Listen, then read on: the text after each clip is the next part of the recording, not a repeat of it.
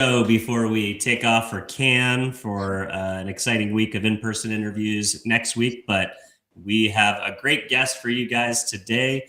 Nisha Morris is a highly accomplished executive in the field of healthcare, public service, and global technology. She currently serves as the SVP and Chief Marketing and Communications Officer at City of Hope, one of the largest cancer research and treatment organizations in the United States. Since joining the organization, she has held multiple leadership roles, including VP of Marketing and Communications and Senior Vice President of Communications. She recently expanded her role to oversee national and regional brand strategy across 5 metros. Before her current tenure, she served as the Chief Strategic Communications and Senior Executive Advisor at the NSA, leading a global team of over 300 professionals on building public trust. Her career also includes leadership positions at Providence St. Joe's and Dell. She's been recognized as one of the top women in communications and as one of America's top women in PR by various national industry organizations. She serves on the board of advisors for the USC Annenberg Center for Public Relations as a member of the Page Society, and she holds a bachelor's degree in criminology, a master's degree in marketing from University of Laverne, as well as an MBA from Keller Graduate University. Nisha is a dedicated advocate for children with congenital central hypoventilation syndrome, a rare genetic condition. She has shared her family's experience publicly to help educate others and support parents of children with special needs. Nisha, thanks so much for coming on, spending a little bit of time with us today. It's great to be here, John. Thanks so much. Of course. So you've got a awesome career, kind of spanning a few different spaces as you climb the role to CMO. We talked about government service, other healthcare roles at major institutions and organizations like Dell. Maybe you can contextualize things for us a little bit. Maybe tell us a little bit about yourself. Where'd you grow up? We know you studied at the University of Laverne, but what did you study and how did you kind of get into the marketing world after school? That's an interesting question because I've kind of been all over the place. I didn't have things figured out when I first started my career. So I was born in India. I was raised here in the United States. And like most immigrants, coming here, it's so wonderful to be here in the US and be given the opportunities that we have here to really grow and to learn and to thrive. So my family came here almost 40 plus years ago. And so I was raised here. My education was here. My family's here. And this is where my community is. My career and just my education, I'll be honest, it was my semester in college at Laverne and I was ready to graduate with my criminal justice degree, thinking I was going to be a lawyer. I did some interning and I thought, I don't really want to do this. So I got my degree and I thought, oh shoot, what am I going to do next? And somehow I just ended up in communications, believe it or not. I think I was maybe 21, 22 at the time. And I saw an ad in the paper because that's what happened back then. There was an ad in the actual paper and it was a role for public relations for a startup. And, it was the .com era. I applied and they were hiring and I just landed into PR and investor relations and communications and I just loved it. And like every .com at that time, .bust happened, right? So then I just kind of transitioned and thought, okay, well, what am I going to do next? I know I love this and kind of went a couple of different places and ended up in technology. Love technology. The pace, the innovation that happens for all those reasons of just how fast we move, how you have to be nimble, how you're thinking beyond what's really happening now. You're planning for the future. Loved it so much. So I ended up in technology. I ended up in a couple of different companies, ended up at Dell, led global communications and PR there.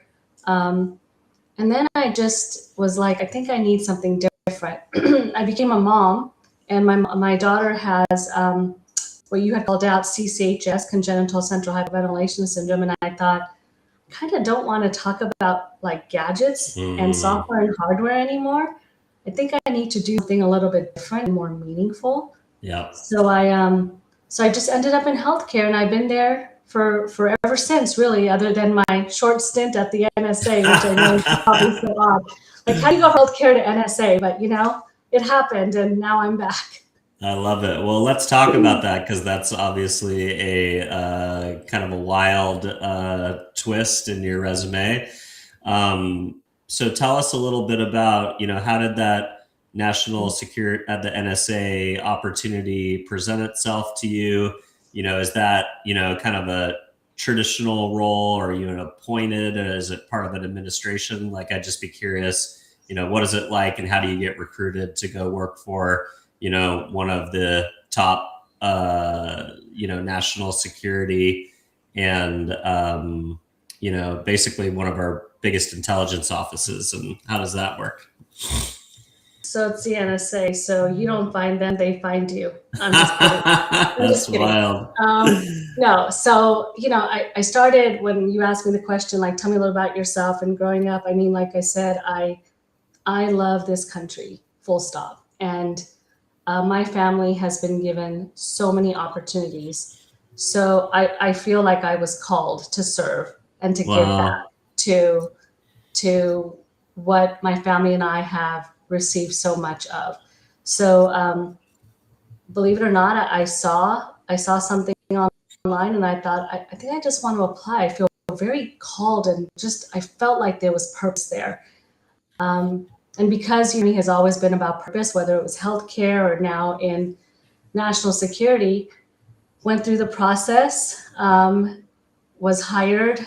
Normally something like this, people don't hear answers for years. I think it was within a couple of months. Wow. The director of the NSA, who I deeply admire, General Paul Nakasone, former director of NSA and chief of U.S. Cyber Command, who I'm still in contact with, and I consider him my mentor.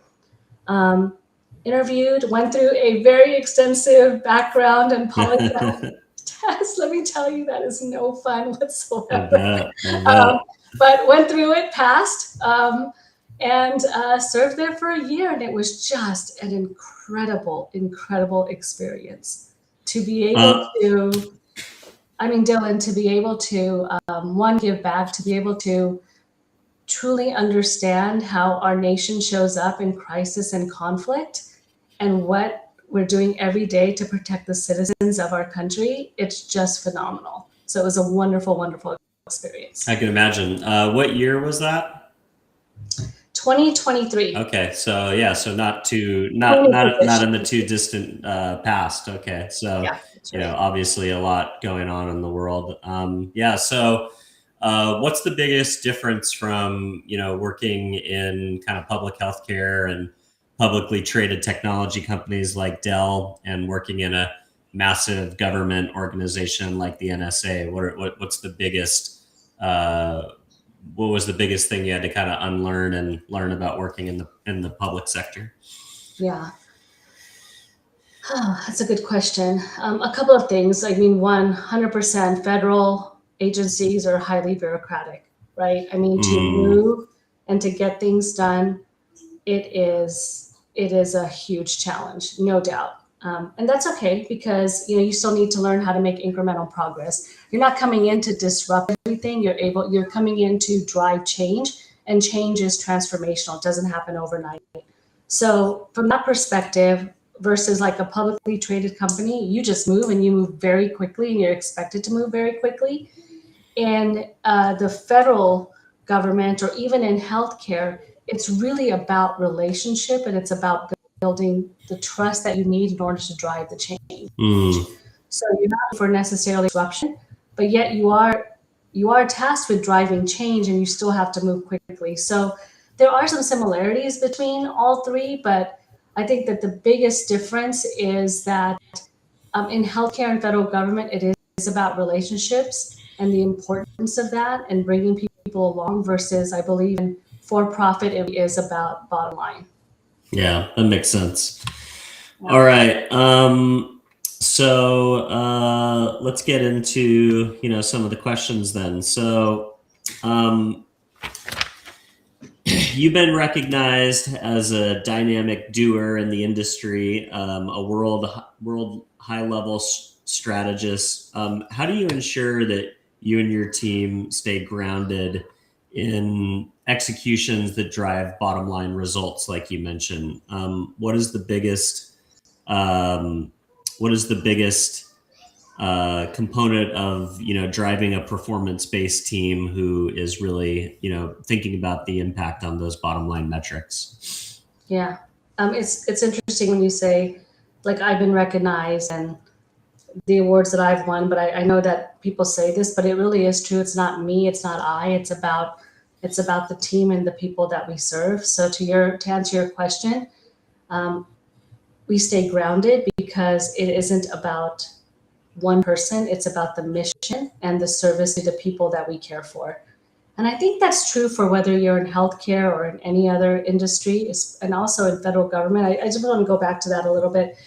One of the biggest lessons at the agency that I learned was the word mission and service is so strong. I mean, truly, people are putting themselves on the line. They're sacrificing in order to serve others. And there is such a thing as being selfless.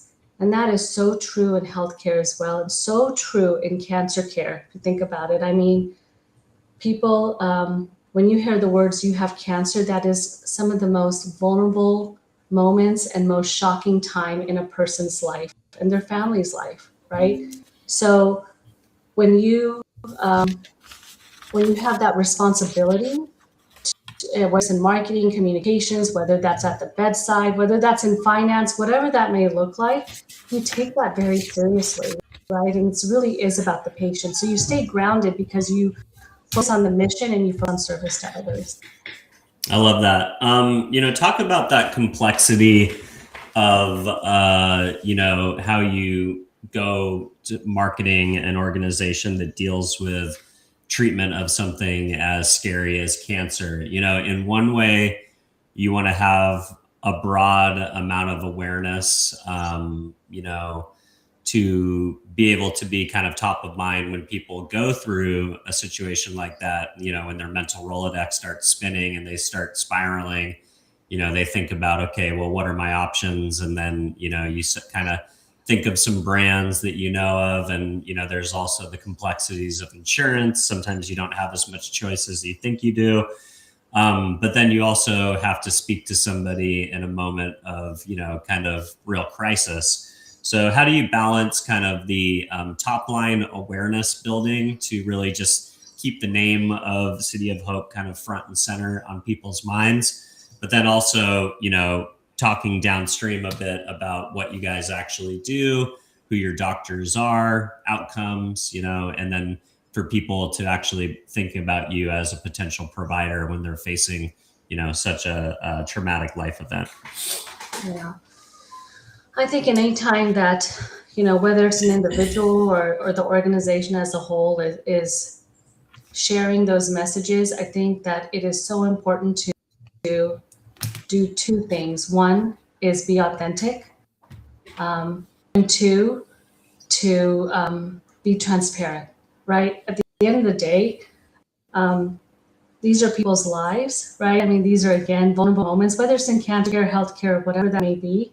It's really important to just say it like it is, right? I mean, and to do it in a way that is not about the organization or that individual, but again, truly about the person who's received this terrible news, life-changing news, and to give them the hope that they need in order to be able to go through that treatment and then to thrive at the end. So it's about, like, how you do it. You should always do it by being transparent, by being authentic, and then by being honest, right?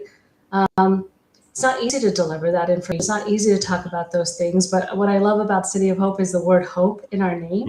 And that's one that we always carry forward, because it really is about not where you are now, but where you will end up. And there is hope in that. I love that. That's a great message, I think.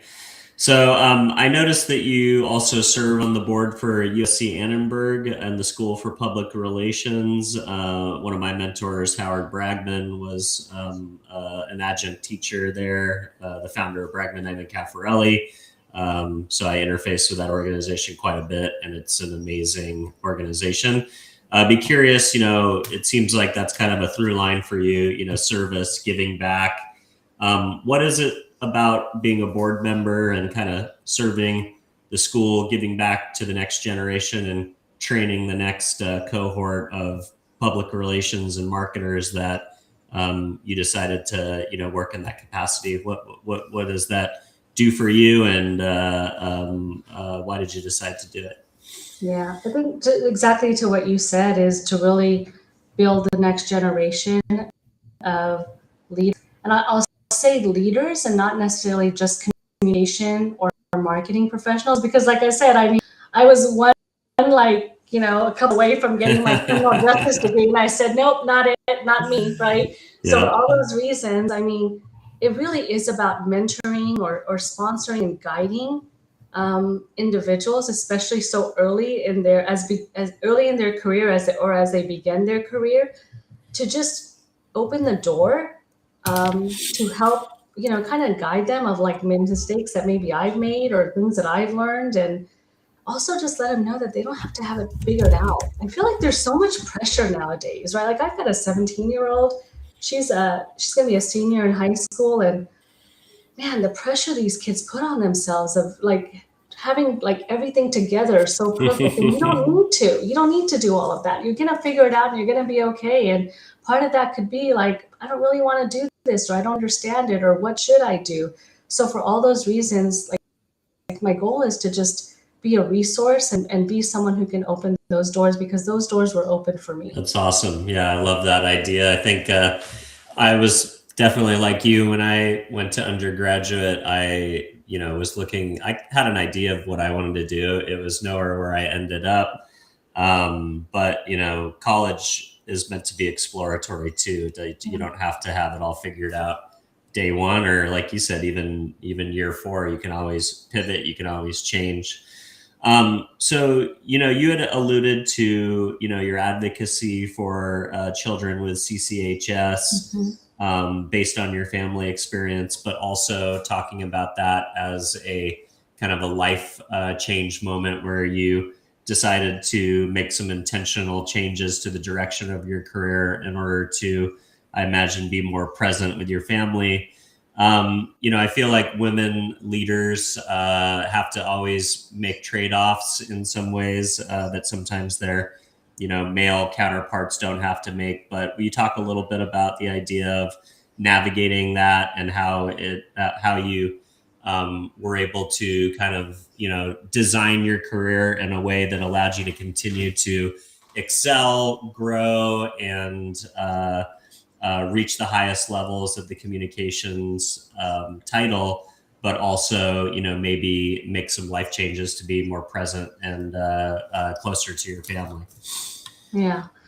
I have to say I've been very fortunate to marry up. I mean, because I am ambitious, and I do have goals, and I do want to grow. And when our daughter was born, I did have to take a little bit of a backseat in my career, and that was intentional, because not only because of what we were facing as a family with just a very shocking diagnosis early on, which, by the way, she's thriving, she's amazing, all is good.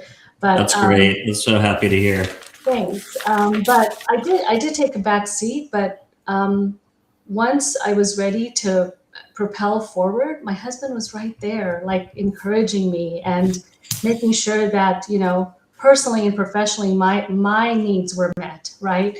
So for all those reasons, then I was able to do that. And it's hard. You're so right to balance both. And I'm telling you, like, there is no such thing as work-life balance. It doesn't exist. You just have to figure it out.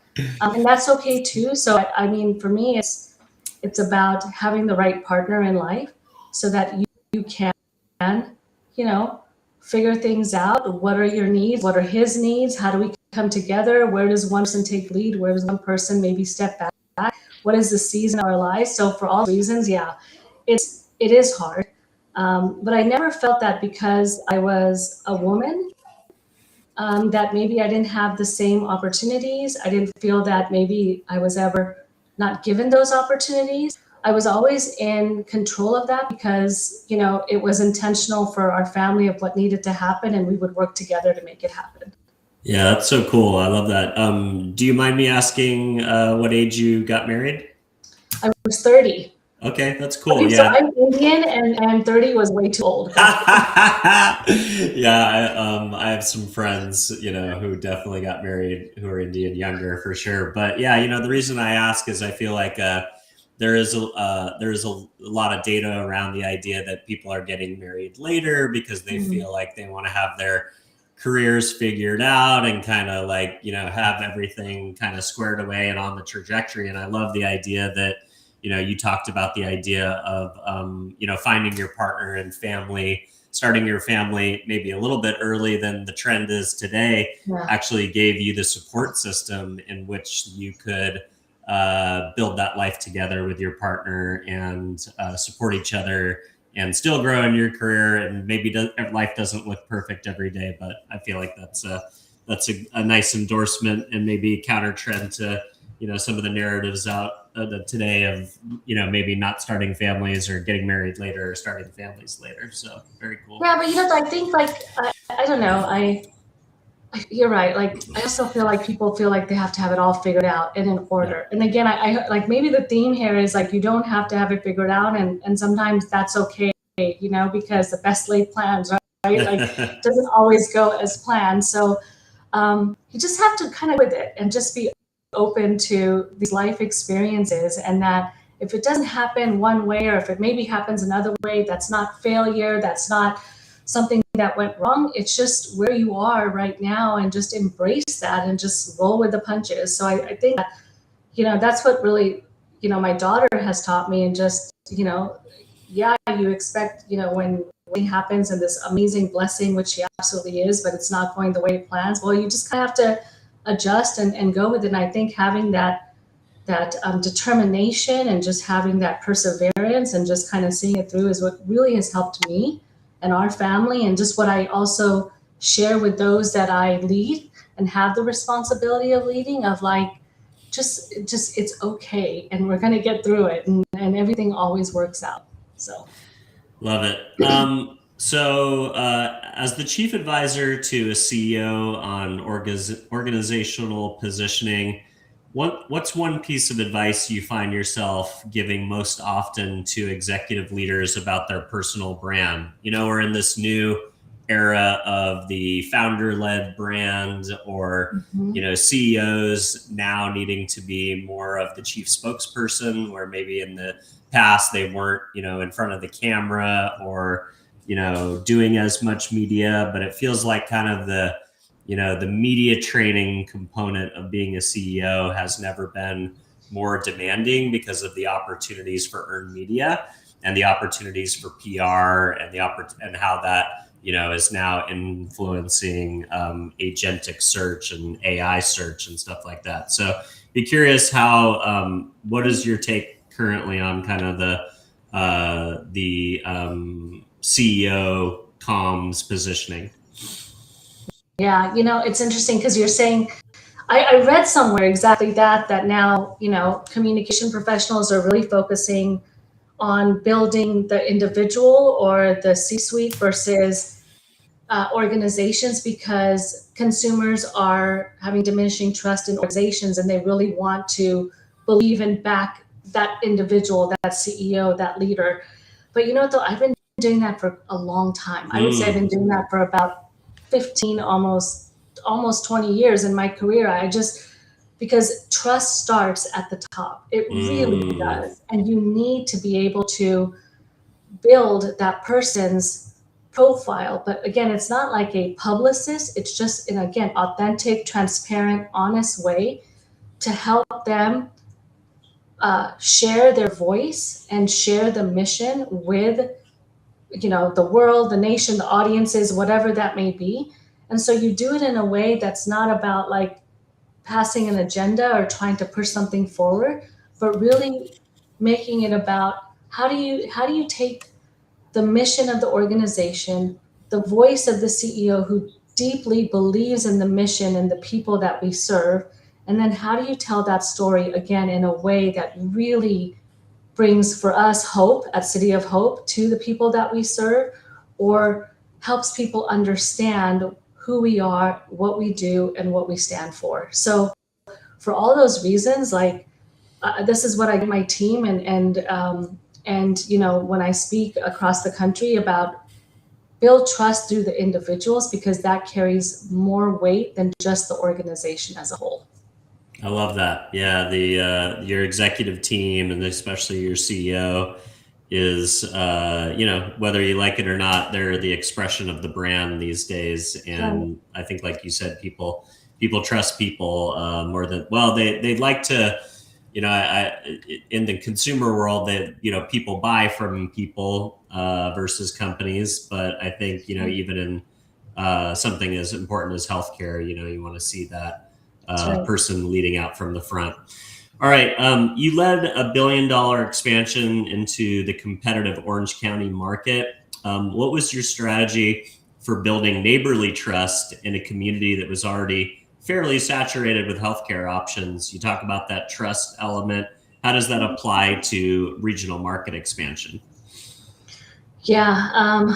So healthcare is local, it's not national, right? So for all those reasons, it's so important to embed yourself within the people within that region, that community, that city, that street, whatever that may be.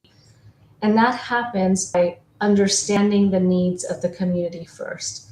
So if you know that, and you know what the need is, and you know what they're looking for, then it's very easy for you to go in and meet them where they're at, right? So it's not about come to us and we're this building, this is what we provide, but it really is about, through trust, going to them and understanding where they're at, what are they looking for, what's important to them, and to give them that choice through strong storytelling, through hope, through, you know, just information to help them make decisions on their healthcare needs, right? So it's really about like almost like local marketing, guerrilla marketing, ground game marketing, to get in and to just really understand the community. And that's what we did. We entered Orange County again in a highly saturated, competitive market with brands that were there for 110 plus years. We Wow. entered not to come in to say, look at us, we're better. We came in really to say, you know what, like, what are the needs? What do you need? Here is the information we have, and let us help you understand this better, so that when you are ready to make that choice, we are here for you. So, and we partnered with community members. We partnered with our competitors. Our CEO says this very well. I mean, and it's absolutely true. You know, organizations are not the competition. Cancer is the competition. And so we can come together. And if we focus on the patient and cancer, we can accomplish so much more together than we can independently. So, and that's the approach that we took, in that we will partner with anyone who wants to end cancer. And that includes competition, that includes partners, that includes donors, that includes influencers, whoever that may be. That's cool. You know, we've talked a little bit about mission-driven marketing. You've mentioned in other interviews that cancer is also personal to you, having lost your mother and uncle to the disease. How does that personal why change the way that you approach marketing cancer research compared to a traditional corporate brand? Yeah, I mean, yes, I mean, I think we all know someone that's been touched by cancer, right? I mean, it is a devastating disease that affects, I think it's like 2 million Americans every year. And so, you know, either you've been touched by cancer, you know someone or a loved one that has been. And yes, for me, it was my mom, and it was my uncle, who was like my father and really my mentor in my career, and just helping guide me in what I needed to do and where I should go. So losing them was devastating, right? As I can imagine that anyone who loses someone to cancer is so devastating.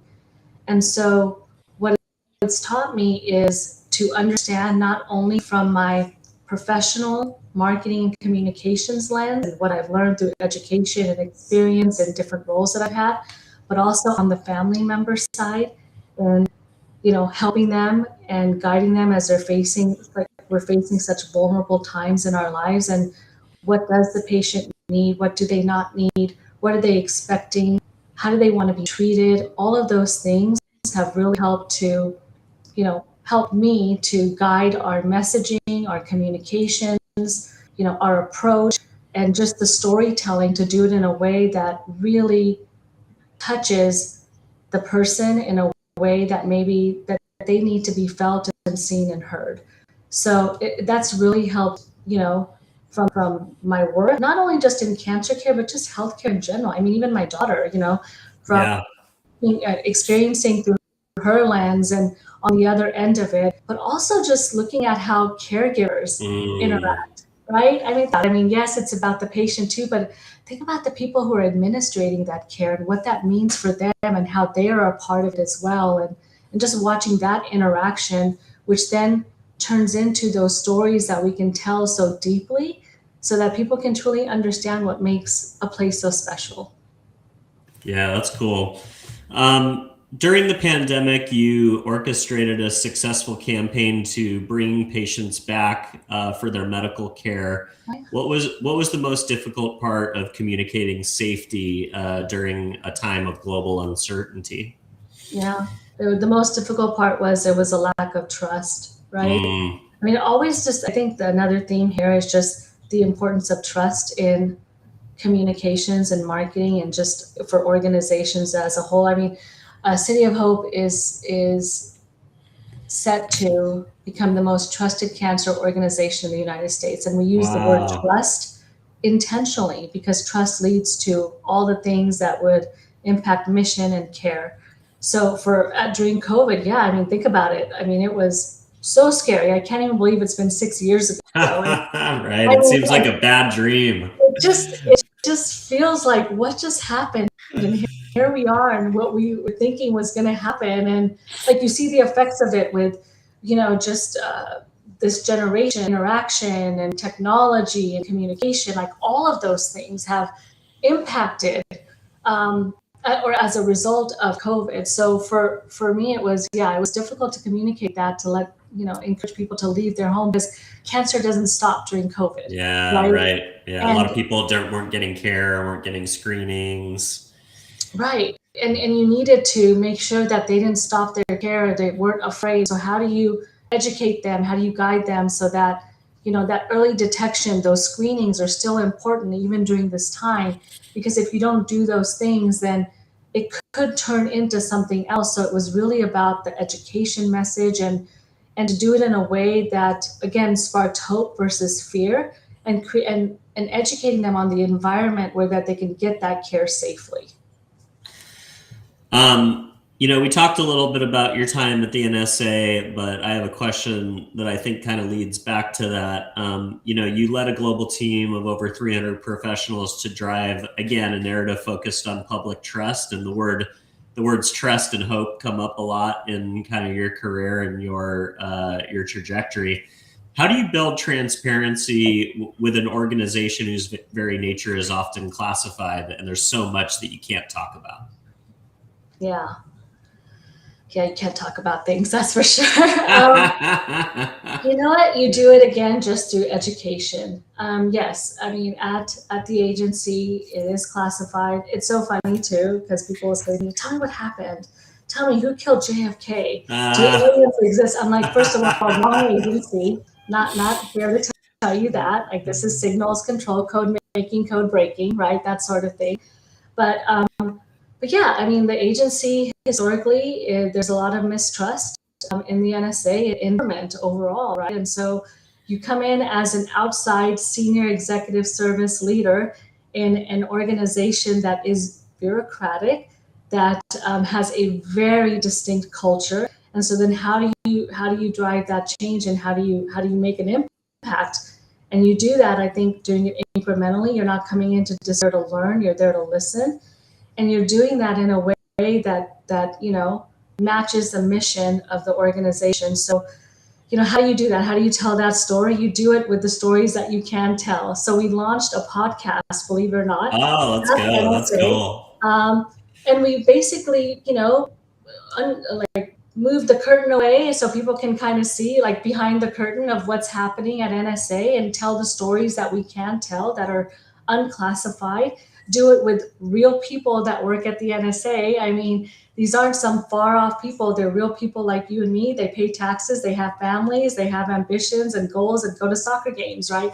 For all these reasons, it's important to tell that human side of the story of who they are, what they're doing, and why they're doing it, along with the great work that they are doing that advances the country and country during those times of crisis and conflict.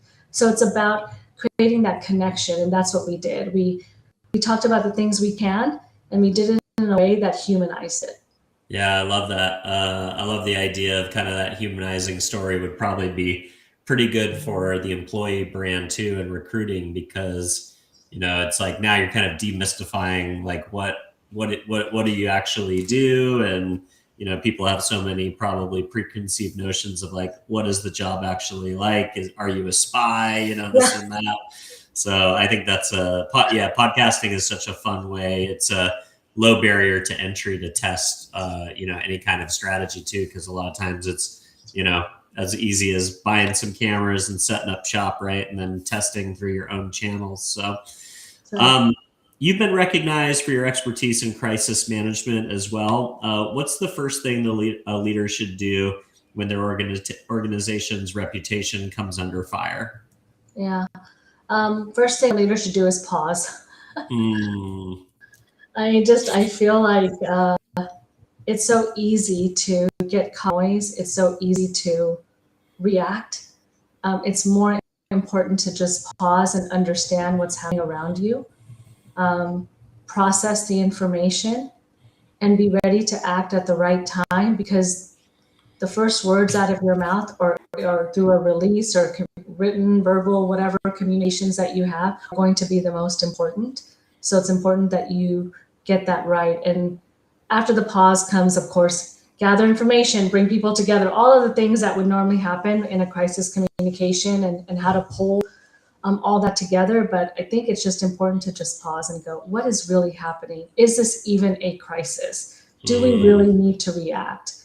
Who is causing this? Is this something we need to think about answering now versus later? And will this, by reacting, will it damage our reputation even more, or is it really necessary to do so right now? Interesting. Yeah, I think that's good advice. I think a lot of response in comms these days, because of the speed of social media, is to react to everything. React to trends, react to negative things, react to positive things. But sometimes, just taking 24 hours to assess the situation and see what is the reality. And, the other reality is that because news and social media move so fast, things tend to blow over in some instances more often than maybe not. So like you said, jumping in too early might just be adding, fuel to the fire, so to speak. Yeah, and think about it like, well, 24 hours is a lot of time. I don't know, I wouldn't have 24 hours, but I'm just saying maybe a couple of hours to month.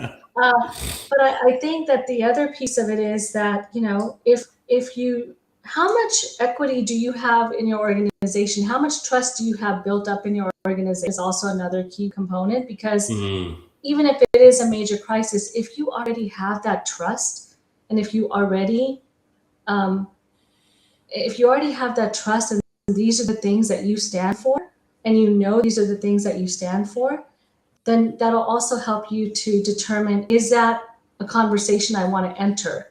Is this something that I should be entering into? So for all those reasons, I think that it's important to know where your organization stands within the public.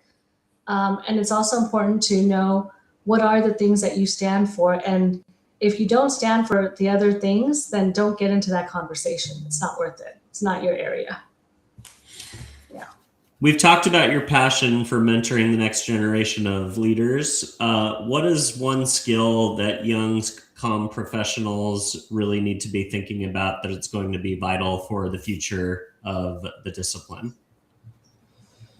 Yeah, I mean, everyone's talking about AI, right? I mean, to make it sound like that, but I mean, it is so true. The speed that we are moving, the information that is coming our way, the the pace that we need to move as communicators and marketing professionals in order to compete and keep up, we absolutely need to understand and leverage technology to drive the work that we should not be doing so that we can focus on the work that we should be doing. So for all those reasons, AI should be used for anything and everything that can be done easily. And I want my leaders to be focused on that critical thinking, that strategic mindset, that where do we need to go, that necessarily can't come through technology, that just comes through human experience. So when I think of leaders and where I'm trying to take my team now and those that I look for to join my organization and my department, that's like the skill set that I'm looking for, is that critical thinking, not the can you do some type of briefing or put together some type of speech. All that stuff can be done through AI. Wow, that's great. I love that idea. And I think that makes for more interesting work, right? If we're not getting lazy and leaning on AI to do all of our tasks, but we're using it to replace the busy work and then allowing us to do work that is more meaningful, more strategic, and more important that only humans can do, I think the AI revolution has a bright future. So I love that thinking. Yep. Awesome. Well, Nisha, love spending a little bit of time with you to get to know your background a bit. If folks want to continue and follow along with your thought leadership or learn more about City of Hope and your organization, where would you like to send people to stay in touch and follow along with your thinking? Awesome. Yeah, they can, to learn about City of Hope, it's City of Hope. If you want to reach out to me, I'm at LinkedIn. So look me up, Nisha Morris, or I think it's I am Nisha Morris. And I'd love to be in touch. If there's anything I can do for folks, and whether it's guiding, mentoring, opening up my network, or just having a really good conversation. I thought this was a lot of fun, Dylan. So thanks so much. Awesome. Well, love that generosity. Appreciate you offering it to the audience. There's a lot of young people out there that are looking for help. So definitely appreciate you putting that out there. All right. For everybody at home, if this is the first time you're seeing the show, don't forget to give us a follow or a subscribe. If you're listening, an honest review on whatever podcast platform that you're listening on is a great way to support the show. And last but not least, sharing with maybe a fellow comms professional, maybe somebody out there in the healthcare marketing, maybe a female executive who wants to learn how to thread the needle and have a great career and be able to have a fun home life and do all of the things. Don't forget to share the show. And with that, Nisha, I will wish you a great day. Thanks for spending some time with us. Awesome. That was